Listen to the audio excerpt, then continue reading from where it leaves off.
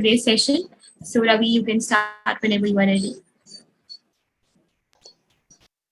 Okay, so hello everyone, once again, and good evening to you all. So, in the yesterday's session, we all have learned about Recording in progress. some basics of this version control system, what basically is version control system, and then we further continued on to learn about the Git. So basically, what Git is, some basic installation steps, and then we learned about some workflow of the Git, how we can work with the Git, how we can add the files to the staging area, then we can create a commit. Then further on, we went on to see how we can see a commit and through basically with the what we see is git log statement. And we also learned some more concepts about the git like git ignore and git head, about the head, also about commit, about repository. We learned about different types of files that are present in the git. So what we are going to do today is we are going to see that if you do something in the inside a Git, so how we can basically revert that changes in the Git. Like if you suppose if you modify a file, then you can basically undo your changes, like using Control Z in your computer. The same thing that we are going to do for the Git also.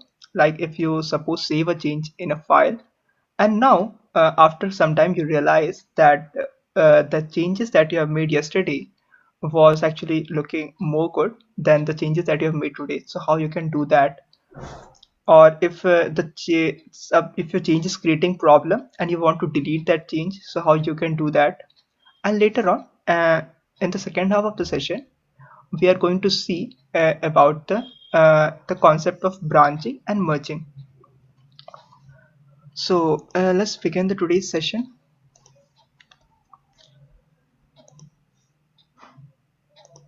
And one more thing to note here is we still be working on a local system today also. When we meet tomorrow, we'll actually be working with the remote repositories. So how we basically deal with the remote repositories, we'll learn yes tomorrow. Okay, so where were we actually yesterday? As you might remember, I have actually created a folder in the desktop, the project folder, and here I was working on this. So if you're okay, so now everyone has, I hope, Git installed on their system. If someone has not have this thing earlier, then now I guess you will have. So what you can do is you can try it with me. So as you might remember, I have yesterday I've created this folder here, and I've also created some commits. If I would again see that, so these are the three commits that I have made.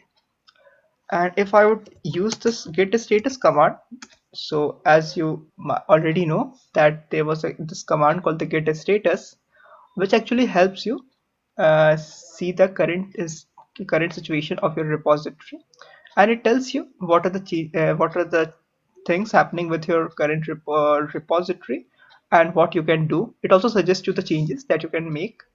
So right now it shows you that these are the files in the untracked section, and these are the files that are modified. So hello.py and index.html, they are already in tracked section and they have been modified. So what I can do is I can firstly commit these changes that I have still pending. So let me actually first review all my changes through this your whatever code editor you like. So it can be your notepad, it can be your atom or sublime text or VS code, whatever you like. There's no hard and restriction on that. Okay, so we also have created a gitignore file yesterday, and I have told you what gitignore file was. Like it's just a file where you can actually specify the folders, the name of folders and the files that you actually want to exclude when you will be using git add all statement. So this is our gitignore. So our